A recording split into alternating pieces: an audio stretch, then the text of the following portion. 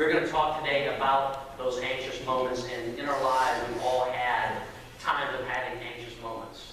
And it could be that moment right when we're going out to have the baby for the first time and we're not quite sure what's going to happen. It could be that anxious moment of putting our child on the school bus for the first time. It could be the anxious moment of the first time we ever drive a car on our own, or even the first time that we're driving a car with mom or dad sitting in the car. There's so many times where we have these anxious moments, and we sit back and we feel something rise up in us, something take place inside that makes us stop for a second. And if we stop and we're truthful about it, and we really look at it, we understand that anxious moments are something that we create. Anxious moments are something that make us, we stop ourselves on. And that anxiety that feels with this, although it's very human, it's really an opportunity to take that moment and either turn it around and give it to God, or to dwell in it and be stuck. And too many times we get stuck. We're going to be in Luke chapter 2 today as we dive into this. And we're going to take a look at some anxious moments that happen, and some anxious moments that each one of us can relate to. Last night, Deanna and I were able to have a few moments to ourselves and actually have a date. And so Deanna said to me, it was kind of funny because I'm like, okay, let's go grab a bite to eat. And then after we grab a bite to eat, we will go and let's go watch a movie. And so our son was playing in West Virginia, so we're watching the game online. And we're waiting for him to go and pitch, and then the doubleheader gets done, and we have this time. And I said, well, where do you want to go eat? And I'm not knocking on this restaurant, just so everyone knows. But I go, you want to grab something quick? Well, how about if we go like to Bob Evans? She's like, I don't want to eat at Bob Evans. Like, okay. I go, where do you want to go? I said, how about Olive Garden? And okay, Olive Garden. So we drive down to Olive Garden, and we get to Olive Garden. There's 18 million people there, so obviously 18 million other people had the same idea. So we left there, and we're like, okay, well, let's go to, and so we started picking different restaurants, and then what we were doing was we were getting closer and closer to the movie theater that we're going to be going to in Green, that everyone went to. The time is running shorter to the time of the start of the movie, but the hunger pains are getting bigger, and it seemed like every place we went to was busier and busier and busier. So guess where we ended up having dinner? Bob Evans. That's where we had dinner, and it was good. So one of the discussions we had was, well, what movie do we want to go see? Now, I being a guy, I had one thing in mind, and her being of the female variety, she had something else in mind. So if you and your husband or your wife were going to go see a movie, or you and your boyfriend or girlfriend were going to go see a movie, we have different things in mind when we go to see a movie for the entertainment. So I was going through listing the movies off for her. I already had one in mind. And so she's like, what is it you want to go see? And this was the movie I wanted to go see. This is a very serious one, and I hope you guys all have tissues with you, but I said, I want to go see the Lego Batman movie. See, there's a lot of you want to see it, and I get that, because it looks so stupid that it looked like it would give us a good opportunity to laugh. And she looked at me, and in all love and honesty, she just said, I do not want to see that movie. Go find a 5-year-old to take with me. So, and since Nathan wasn't available, I was on my own, right? What am I going to do? So here we go. So I decided, all right, and I not on Nathan, I'm just kidding. We joke around a lot, so we can joke back and forth. But it was one of those things where it's like, okay, we're not going to go see the Lego Batman movie. So we did this. You start to go to the movie theater, or not the movie theater, but the movie pages, and you start listing off the movies. And it's amazing because when you're younger, you actually pay attention to all the commercials, and you know every movie that's out, and you know who's in them, and you know what it's rated, and you know what time it's showing, and you know all those things. But as you get older, for whatever reason, so many things have crammed into your life that when you go to start reading all the movies that are available on all the showtimes, you don't even know half of them. You're like, you say the name of the movie, you're like, I don't even know what that is. And so then you have to go out and look, and then you're like, was that really a movie I should be seeing? And you start going through all the stuff, and by the time you're done with the 10 or 12 or 15 movies that they have, either you don't feel like seeing a movie, or you've taken so long to decide that you've missed all the movie times. So the last movie that we saw, or that was on there, was called The Shack. How many people have seen it? See, in my mind, The Shack was a movie about a big basketball player. It's not. Just so that you know, so if you're going to see a sports movie, it's not a sports movie. But it was actually, Deanna had read the book, so she's like, that would actually be a really good movie for us to go see. So we're like, okay. So we go to this movie, and there's not a lot of people in there, but of all the people that are in there, there's like another couple from the church. And so we see the wife come in, but the husband hadn't come in yet. And so we talked to her, we had a little discussion. She left one seat open. And so he was late coming in because he had to get the popcorn, the drink, and all that kind of stuff that the guy does. When he comes walking out, I just turned to Deanna and said, I'm messing with him right now. And she's like, you know, what are you going to do? And by that time, as he's come up the steps, I shot right in, and I sat right next to the seat with my head down like this, right next to his wife. And she's looking at me like, what are you doing? I'm kind of looking up at her, and she's like, and he just like froze into steps.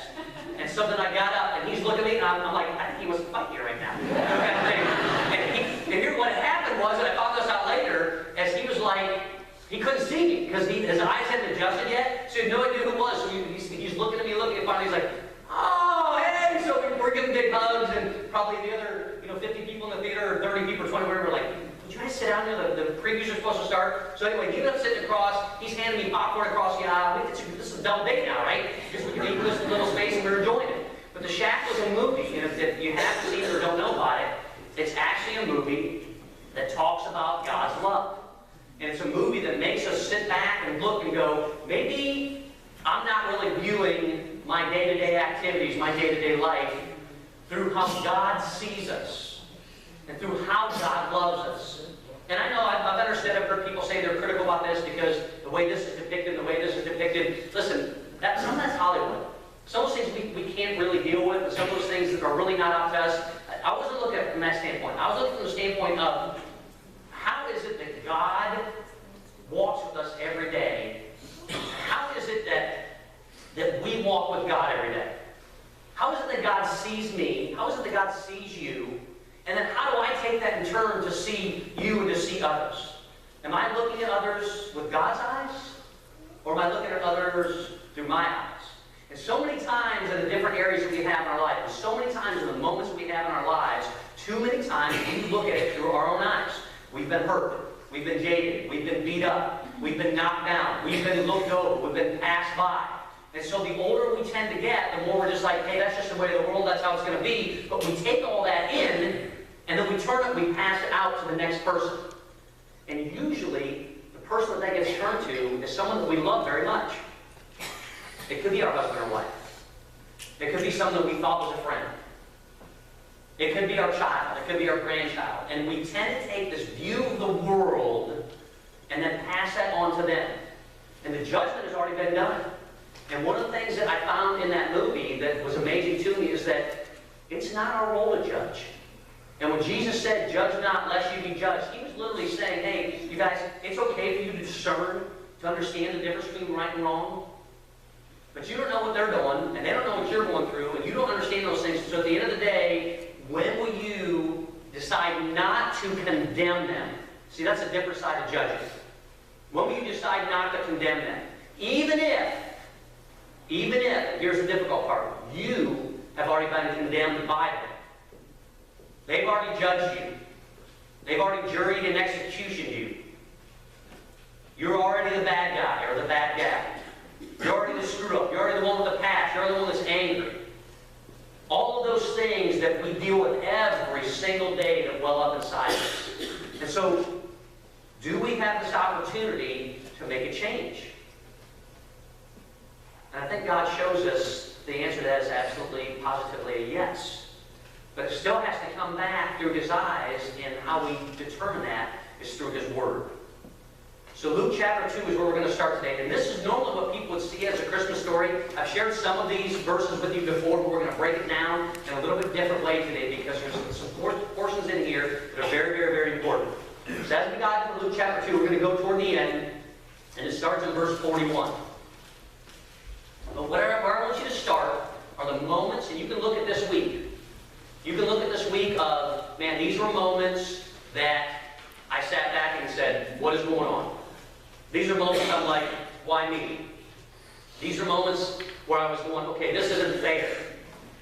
Because those are all the moments that we each have every day, which lead to the culmination of the week, which ends up beating us up by that Saturday, which is that day of rest. But today's Sunday, and we're diving in on Sunday. We're going to move forward together to start our week together. And so the boy Jesus is at the temple. It says verse 41. Every year his parent went to Jerusalem for the feast of the Passover. Now, let's break this down so we won't do it. But the feast of the Passover is a celebration of the time when the angel of the Lord went over all the houses in Egypt because Pharaoh would not allow the Hebrews to go. They wanted all the slaves, and that's what all the Hebrews were. So if you had blood above your doorpost at any point, or any part of your doorpost, and you had a child, the angel of the Lord saw that blood, saw that sacrifice, and went over that, and so no child was killed. But if they didn't, that child was killed. So that's the Passover, the angel going over as far as that Passover goes. But isn't it interesting that the first time that we're going to be introduced to Jesus after his birth is literally in the same feast that he is walking to when he walks to his death. Passover is a big, big time for those that are in the Jews. So for those in Jerusalem, it's a big time now at the age of 12, which we're going to find out he's at. And it's also going to be a big time when it comes down the age of 33 when he's about to give his life. So here it is, it says, so it's at the Feast of Passover. When he was 12 years old, they went up to the feast according to the custom. And if you're asking yourself the question, well, why 12? I mean, why not 15? You know, why not when he starts into high school? Why not 16 when he's able to drive? Or 18 when he's considered an adult and he can be able to do this on his own? Or 21 when he can fight for his country?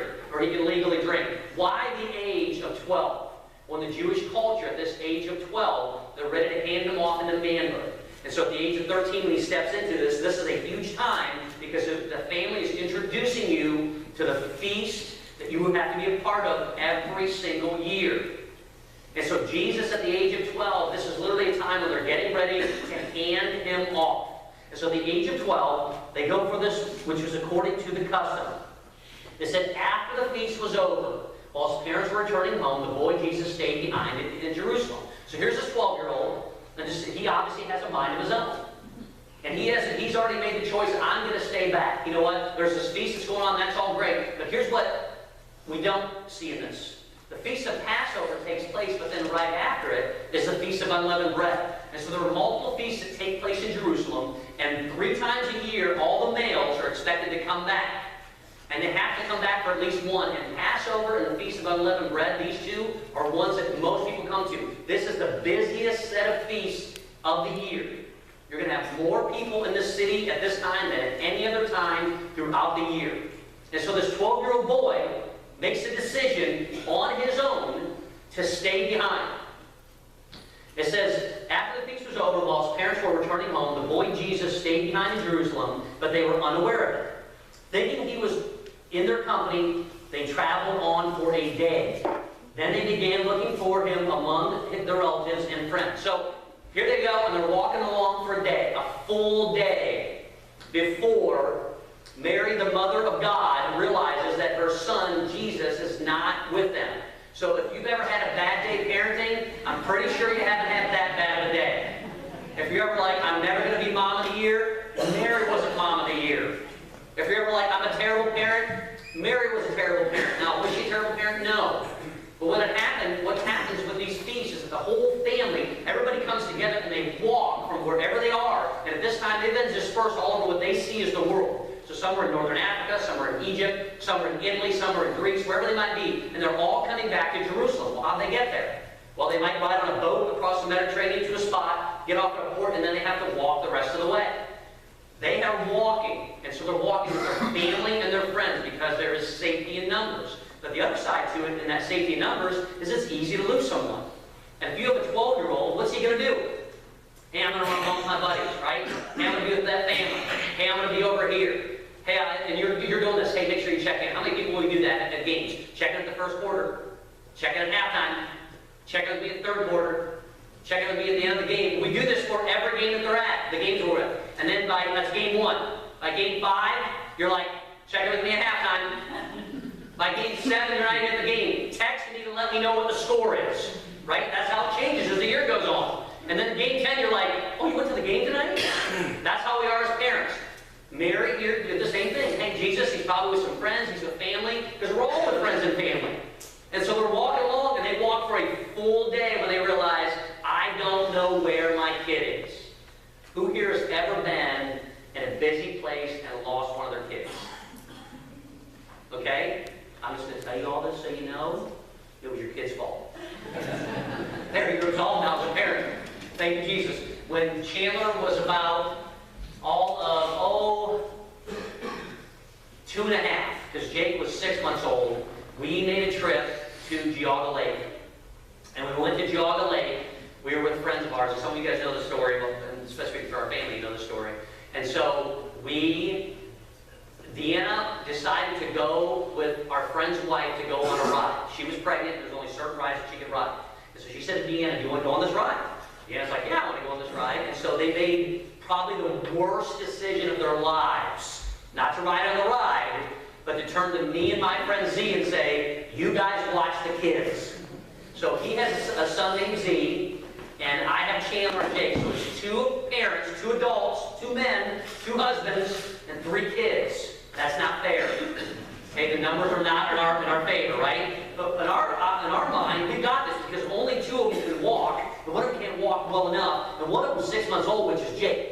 So I told Z, I'm going to go and buy us some food because I know they're hungry.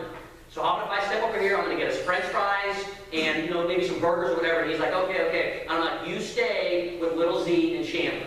He's like, okay. So they jog the lake, everything's water around you, and they have one of these like little chase lounger things. And he sits down there, and the 2 are with him, and they're talking and having a good old time. And I go stand in line. Well, there's no line where you just walk up, so stand in line. Well, Jake at the time, he's about 6 months old, and for whatever reason, he would just kind of flop wherever, and if he saw something, he would gnaw on it.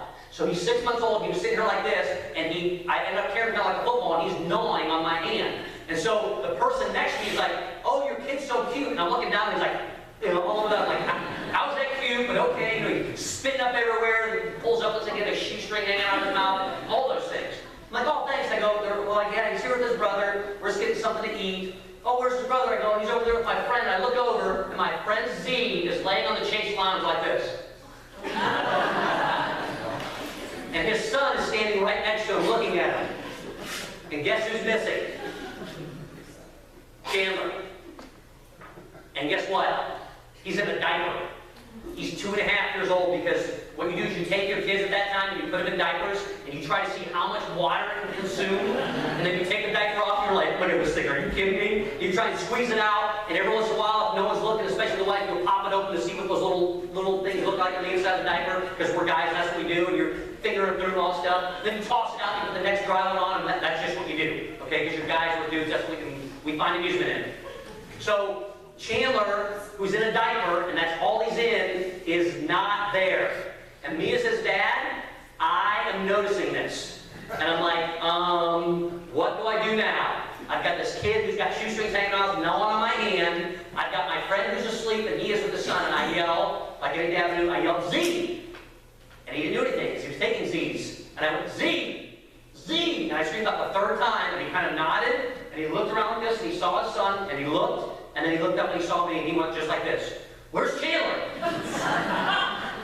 Now, legally, I should be able to kill him right now, right? I mean, that should be good to go. My mind immediately went, where is Chandler? And then it went to, oh my goodness, I know where Deanna is right now. We have to find him. Parents, have you ever been there? You're in a grocery store, in a Walmart, and wherever, you look around, and you came with 3 kids, and all of a sudden you only have 2, and there's part of you that's like, that's pretty good, I'll get 2 of these home, as a dad. But no, you don't. You look around, you're like, oh my goodness, where is that kid? Well, that's where I was at. But here's the problem. He's 2.5 years old, and he doesn't have water rings on. And he's not really a swimmer yet. And just at that moment, the siren goes off, and that siren that goes off is to indicate that somebody is drowning and they need the lifeguards. And so what happens in my heart? It sinks. We look over, and there's 2 lifeguards pulling a kid out of the water. And he's about 10 years old, and he is coughing up water all over the place. And then part of me is like, it wasn't Chandler. And then you start to feel guilty because it's someone else's kid. And you have to get back to the moment of, I've got to find this kid. So I assigned Zia. By the way, just so you know, Chandler's alive still to this day, so in case you've been in here today.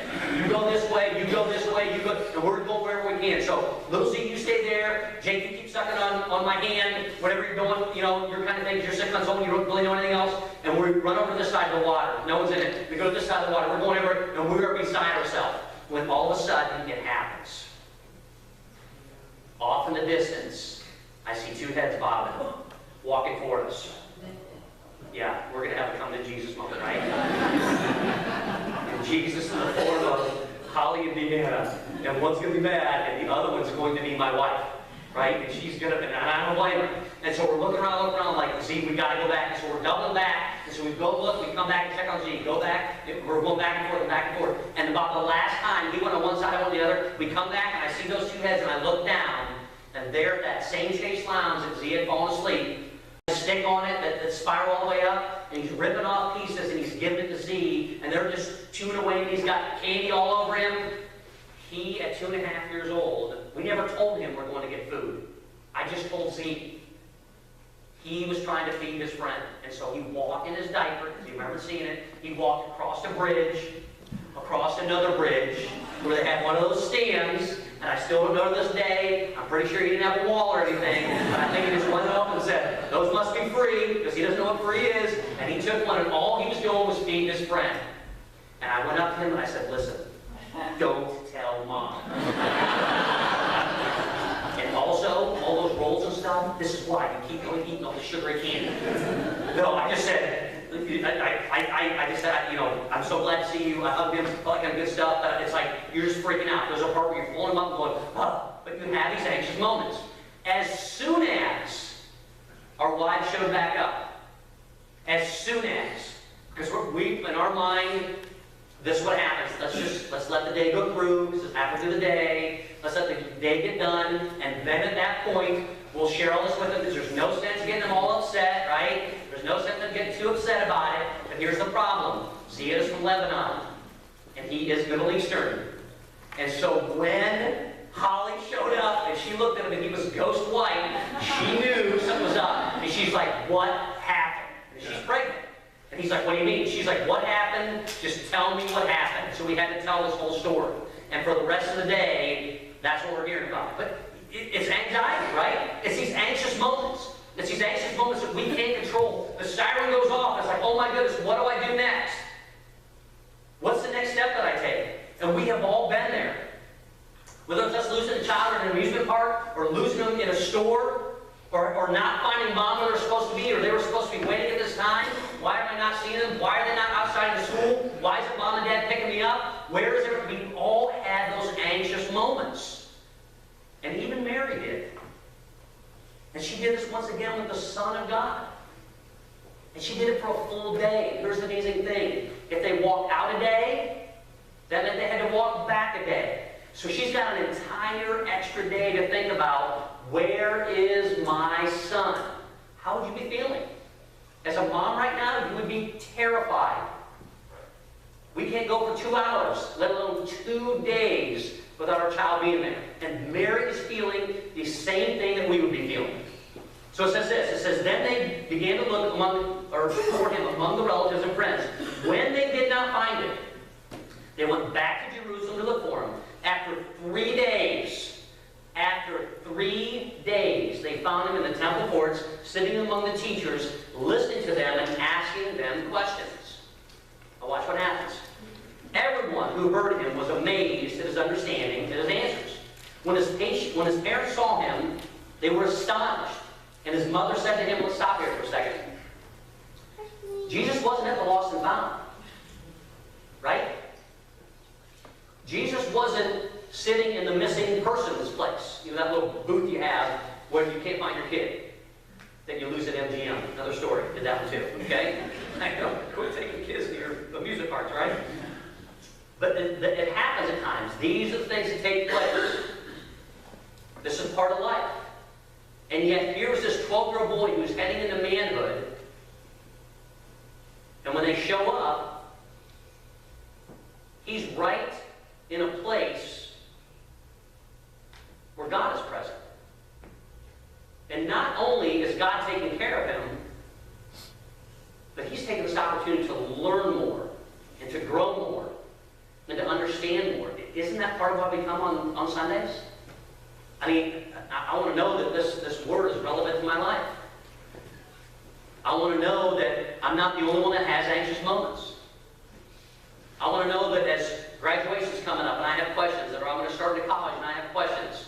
I want to know that, oh my goodness, my kids are heading into graduation and heading to college and I have questions. I want to know when my child has a drug problem. I want to know when there's an issue with them, something on social networking. I want to know that God cares enough about me that he's going to watch over that. And the answer is he does. But do you believe that? Because if we believed it, we would live it. But instead, too many times, mind, we've already judged the other person and judged the situation and condemned them. And in the process, we become all judgy. And we become the condemner. And we become the judge, juror, and executioner on our own. And it's easy to get there. Because that's what this world does to us. And yet here is what's taking place. It says everyone. Everyone includes everyone. That's all of us. Everyone who heard him was amazed at his understanding and his answers. When his parents saw him, they were astonished. And his mother said to him, "Son, why have you treated us like this?" See, this is what happens so many times. We feel when something goes wrong that you were doing this purposely to hurt me. You were lashing out at us. Because the only reason you would do that is because you weren't thinking about us. You only cared about yourself. And look, in the process, you were hurting us. So even you, Jesus, what are you doing? You should know how this should make me feel. And so we end up blaming the very one who loves and cares for us. That was the part that I took away from that movie last night. I was like, you know what? God just wants to love us. He just wants to care for us. He knows, just as you and I know, that life is going to get hard at times. And we're going to have struggles. And mom and dad, and brother and sister, and husband and wife, it's not always going to be the best. It's going to be a struggle. And then, on top of it, when it's people that we call friends, or people that are close to us, or people that we consider to be friends, or that were going to be in our lives and we loved them and we thought they loved us, their situations turn back on us. And what do? We blame God. That's what Mary did. How dare you do this to us? What are you thinking? How could you do this to us? God, how could you do this to me? God, how could you allow this situation to happen? How could you put me in this situation? And many times we find out it's not God putting us in this situation. It's us ignoring God and then walking into the situation and then turning to Him. Uh-oh.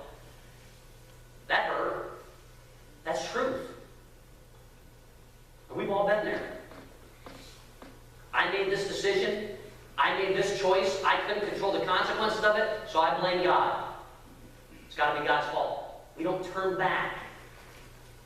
We turn back to His Word, and if we turn back to His Word, and if we would trust His Word, we would be amazed and astonished at what it says and what it shares with us.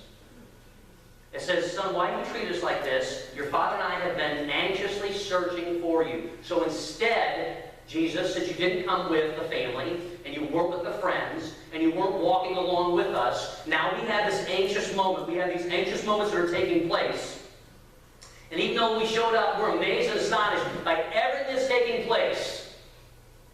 We're going to focus on that anxious moment. And it selfishly always turns back to us. It's just human nature. We're going to dive back into this a little bit. I want you to turn to Luke chapter 21. Turn to the back here for a little bit. I want to read a couple things here. Luke chapter 21 starts with verse 14. These are the words of Jesus. This is when He has grown. He's grown wise and He's grown up, and he's everyone sees it for who He is, which is just this loving guy that cares about you. And verse 14 says, "But make up your mind not to worry beforehand how you will defend yourselves."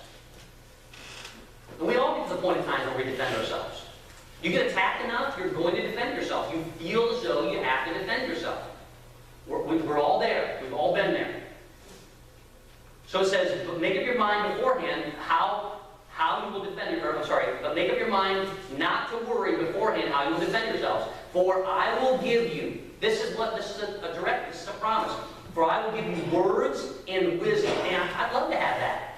In those anxious moments, in those times of doubt, when I struggle inside, that God promised me that He'll give me the words of wisdom. When people are saying things that don't line up with His Word, He promises me that He'll give me the words of wisdom. Words of wisdom, and none of your adversaries will be able to resist or contradict. Now they can try, but if you're going back to God's Word, what are you arguing here? You can feel how you want, and you might be hurt, and you might be angry, and you might be bothered by it, but God's Word says this. So if you want to argue with it, argue with God. And Jesus says, I'm going to give you the way. I'm going to give you the words. I'm going to give you the wisdom. You will be betrayed, ready for this, even by parents, brothers, relatives, and friends, and they will put some of you to death. Don't we all die a little bit every day? They'll put some of you to death. That's what the disciples signed up for. Some of them got sawed in half. Some of them got boiled in oil. Some of them got pushed off the islands and they came back. Some of them were hung upside down on the cross. Your own family will turn on you because of this. All because I love you that much. Who's signing up? None of us want that. But Jesus told that. Listen, you need to understand this. In your work, when you're struggling with a boss that acted one way on the interview and then berates you and puts you down, when you got there completely different, you're like, why did I even take this position? Why did I take this job? When you're with a coach that thinks the world of you, then all of a sudden you're injured and they don't even look your way. When the last 3 plays you were the lead and all of a sudden they put you in a big role and they don't even discuss it with you. When the people that were there when you were having the struggles, or you were helping through struggles, and then you have the struggles and there's no one there for you. And they're just gone. Jesus promises He will give you the words and He will give you the wisdom. He promises that. And yet you're still going to have struggles. There's still going to be sickness. There's still going to be injuries. There's still going to be surgeries. There's still going to be phone calls. There's still going to be things that take place. They are going to happen. And you're going to be attacked by the people you least expected. That's for all of us.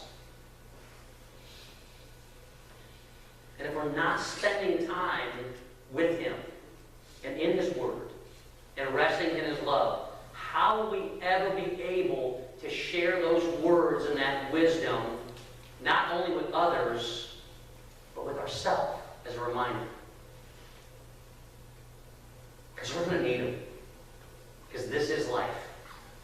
And it happens. But this life is meant to be shared with others. And it's meant to be shared so that we are a light before others and we can love others. It continues. It says, you will be betrayed by parents, brothers, relatives, and friends, and they will put some of you to death. Verse 17, all men will hate you because of me. Man, that's bitter, isn't it? That's deep. But not a hair on your head will perish. By standing firm, you will gain life.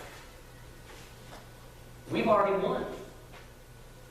If you're a believer, you have already won.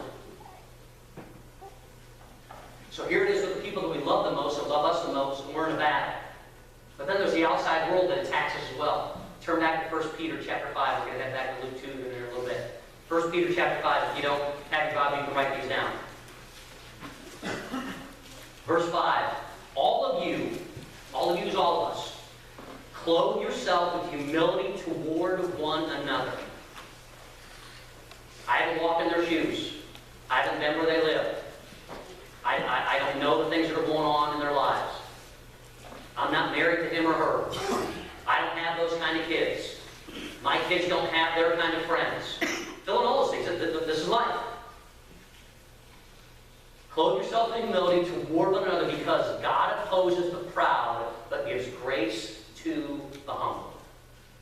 Humble yourselves therefore. What in the world is that there for? Because we do that under God's mighty hand, that He may lift you up in due time. So when is this going to stop? When is your pain going to stop? When are these anxious moments going to stop? When is this doubt and anxiety going to stop? When is this anger going to stop? Wouldn't it be great if it was like an egg carton and it told us, don't eat these eggs after this date? The sell-by date for when you get chicken, sell it by this date. You can eat it maybe up to a week later. Milk, it's got a date on the carton, right? Oh, February 10th. It's April 25th, 30th. Let me give the first cup to my kid. Come on, you've all been there. I did this just a couple weeks ago, right? Here, taste that. Smell it first. That kind of thing. Look, it's cottage cheese now. Put it in the salad.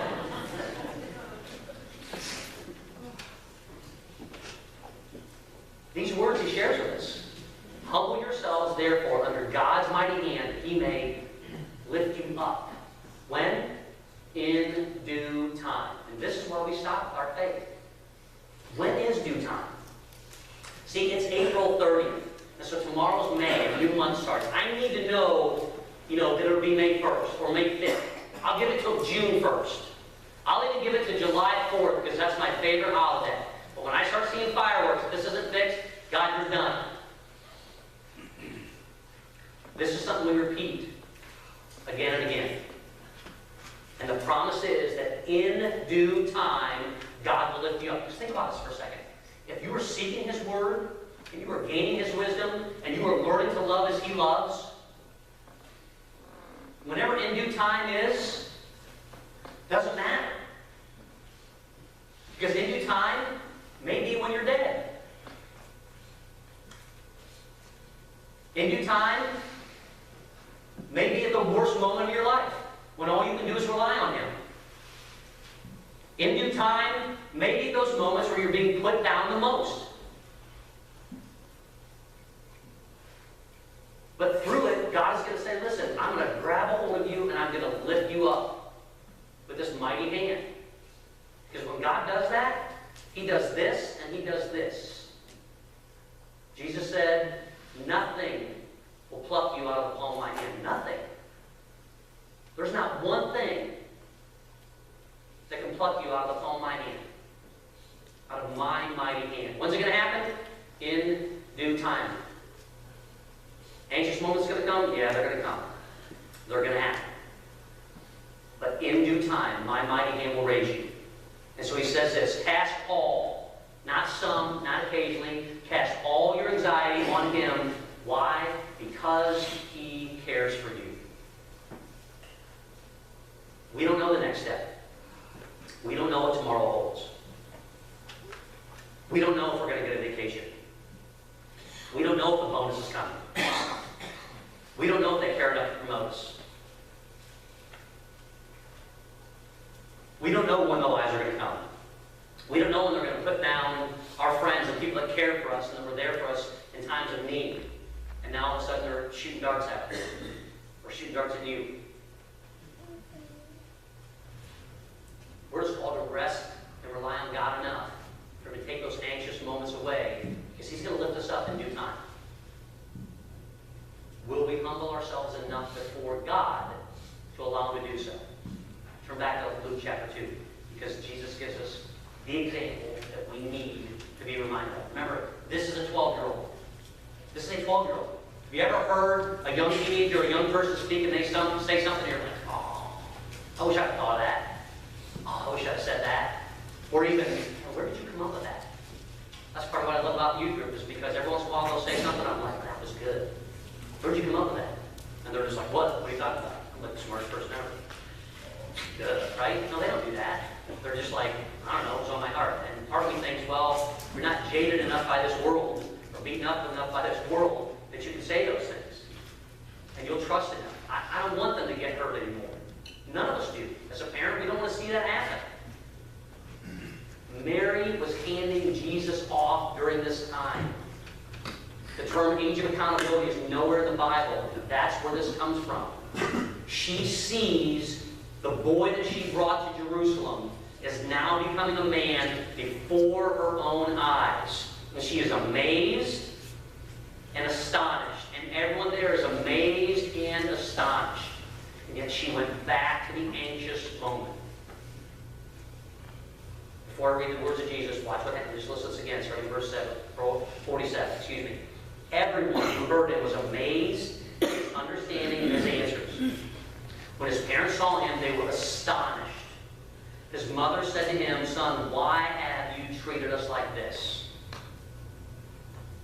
Put it right back on him. Your father and I have been anxiously searching for you. Amazed, astonished, and right back to that anxious moment. And then Jesus says this. Why were you searching for me? Let's stop for a second. Why do you search daily for God? I mean, we already know He's everywhere, right? We already know that He's with us, and we want to trust that He's alongside of us. You know, we make decisions completely away from Him. We make decisions without Him being there, even though He is, His Word is seeking His wisdom.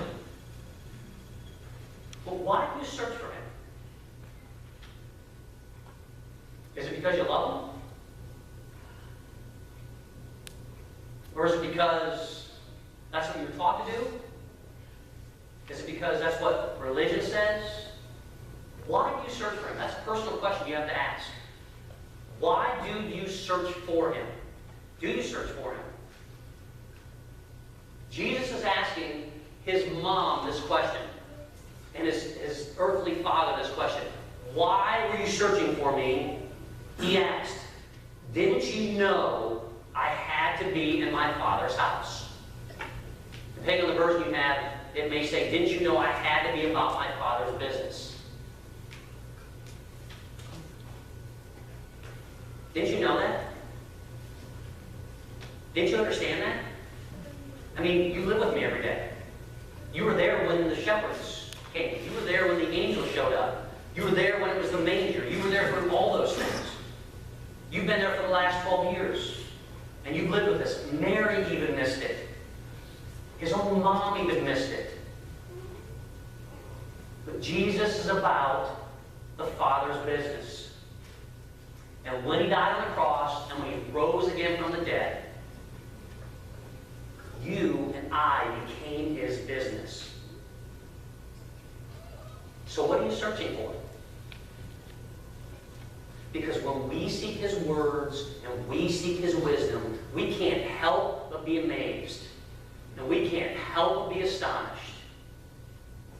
But too many times, we turn right back to the anxious moments.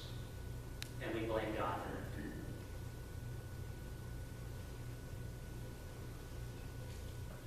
You do it, I do it. Well, do it. Jesus never intended that and never wanted that for us.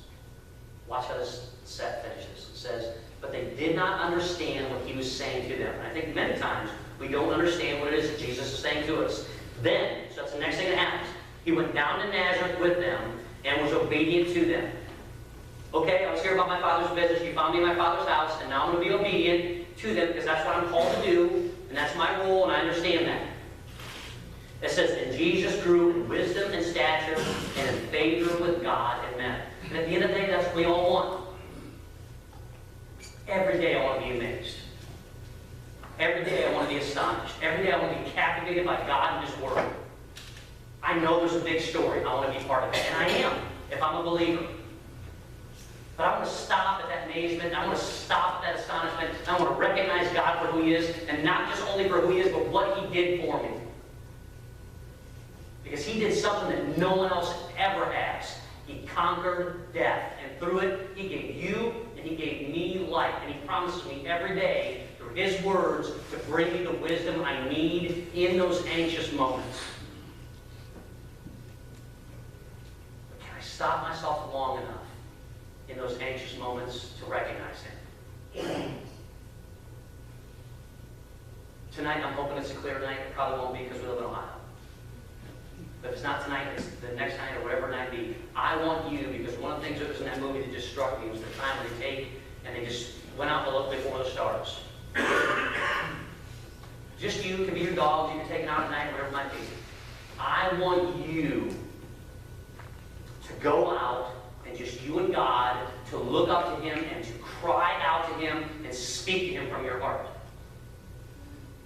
The reason I want it to be a not cloudy night is because I want you to be able to look at the stars and see the stars, and you realize how big and how vast everything is, and how small we are, but that we are still a part of that story. You talk to him. And you share the areas that you're anxious in. And you share those moments when you're not trusting. And I'll share those moments when I struggle. But my moments will be different than your moments. But here's the thing. They'll be between us and God. And I will guarantee you that when you take that time with him, that you will be amazed and astonished. And here's what's going to happen. You're going to open that door and walk across that threshold to go back in your house to go up to bed. And the first thing you're going to think about is, I got to get up at this time. I've got to get the kids ready. I've got to make the lunches. I've got to go to work. I have to do this. I have to.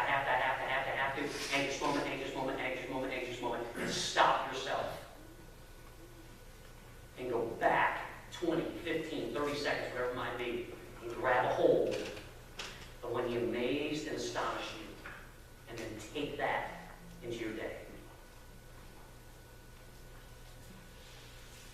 meet you right where you need him.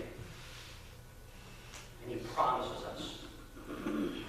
us that when we are about our Father's, our Heavenly Father's business, that we can't help but be amazed and astonished. If you bow your heads right where you sit, Jake's going to play some music right now. It just gives you a few moments to kind of go through that time, to go through and think about what we just talked about as we had this conversation. Maybe have some understanding of the struggles that even Mary had as a mom, struggles that Jesus had even as a kid, families and friends walking together, having that struggle. We all go through them at times. We have these anxious moments. That's who we are. You're there, I'm there. We also choose whether to allow God to lift us with his mighty hand and to be amazed and astonished in every single moment. And it comes down to us being a part